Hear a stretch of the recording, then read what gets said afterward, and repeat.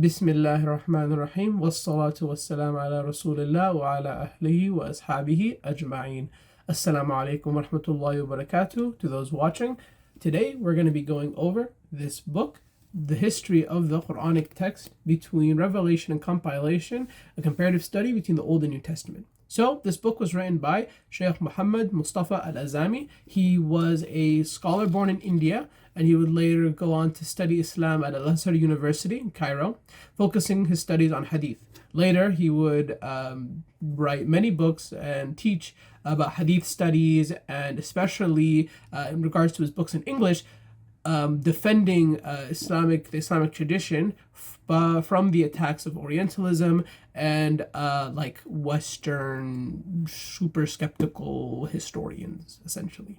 And so many of his books, like on Shalat's Origins of Muhammadan Jurisprudence, this book specifically is actually a response to an Orientalist who wrote a book on his attempts through this like historical critical lens at coming to the origins of Islamic law. And of course, in his attempts to doing that, he has to discard nearly everything we have in the Islamic tradition, including the hadiths and whatnot. And in doing so, he comes up with this picture of what must have been the case to end up at the Islam we have today. So he writes this book, Shiekh Muhammad, in order to defend the Islamic tradition and, of course, support the authenticity and reliability of hadiths and the Islamic tradition kind of overall. And so this is a similar thing.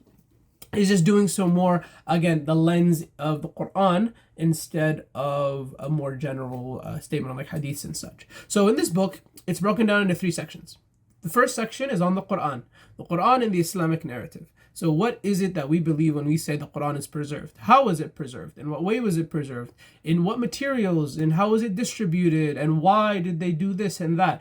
Everything is mentioned in this book. It's really, encompassing of like all the different questions you might have in regards to the preservation of the Quran, because this is an important thing in Islam, that we say the Quran is preserved from the time of Prophet Muhammad sallallahu alaihi wasallam until today. But how is that the case? How did it happen? And what are the claims, usually repeated by missionaries and such, and maybe low IQ Orientalists, that people say in regards to the preservation of the Quran? And so the book actually starts after the forward and everything,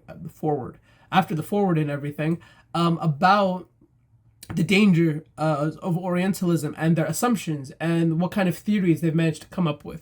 So you get a nice little summary on what Orientalists are saying about the Quran. And so now, as you go into the materials about the Quran, you kind of have the idea of, okay, so these guys are skeptical about X, Y, and Z.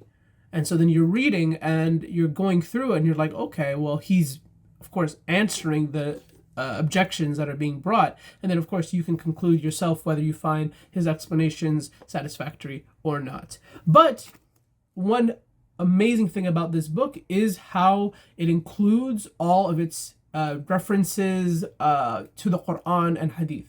So you're not going to need like a Quran bio or like a website with Hadith. They're all going to be mentioned. If a verse is mentioned, it'll be there in Arabic, and then it'll be there with a proper translation. If Hadith is mentioned, I'm not too sure if the Hadiths are mentioned in Arabic now thinking about it, but they definitely are in English, definitely. You get a lot of textual criticism information about Quran manuscripts, what kind of manuscripts came at this time, what kind of script were they written in, and what materials were they written in. You get to go through a lot of the differences in manuscripts, because as human beings, they make mistakes. And so a lot of the things that are brought by these missionary types or these low-level Orientalists, low IQ or Orientalists, I should say, are silly things like, well, scribal errors. Well, we know Muslims have been for the longest time documenting these things, and that's the thing. He brings a lot of these issues from Islamic sources. So you will find out which Islamic scholar from 1,000 years ago was talking about variants in Quran manuscripts way before the Europeans ever came and interacted with the Muslims. And of course, what does that actually mean for the Quranic preservation? What do we, when we say the Quran is preserved, does do these things put like a factor into that? And of course, then you also get to understand a bit about the consonantal skeleton, what we mean when we say when we say the original or the earlier manuscripts most likely didn't have the same dotting system and such, and people who bring doubts about, oh, well, that means you don't know what's written. Well, he answers all of that. And after you go through that wonderful, comprehensive look through the Quran, you get to the next two sections of the book, which are the comparative study between the Old and New Testament that's mentioned. And so then you get a section on the Old Testament or the Jewish scriptures, the Torah and whatnot. And you get a good glimpse at, one, what are Jews saying? What from Jewish sources, what questions do you have about or what questions are brought up about the preservation of these scriptures, or their corruption, or their distortions. From, of course, you get a bit of Western academics mixed in there too. You get a lot of historic Jewish thinkers in there, and of course the same thing with the New Testament, where you get what are modern New Testament scholars, textual critics, who are majority Christians themselves, saying about the reliability of the text of the New Testament, the authorship and whatnot. And so you get all of that in one package, and you yourself can go through, primed with a vague understanding of what Orientalists believe, and you go through and you read the book, and you can for yourself kind of figure, well, if I'm saying the Quran isn't preserved, then what is? You go through and you'll find huge holes and issues in the Old Testament and the New Testament, and you'll find none of those issues in the preservation of the Quran. The author then closes out on a quick little refresher or a kind of calling back to his introductory paragraph about Orientalism and why there's a need to write these books to defend the Islamic tradition, because we can't really just we close our eyes and be blind to these criticisms. We should fight back with the truth.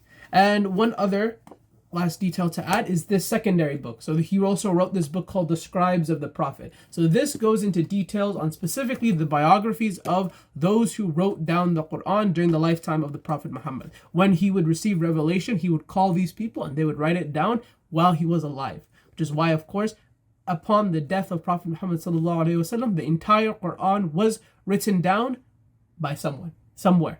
And of course, the only thing the companions did later was combine them into a single book.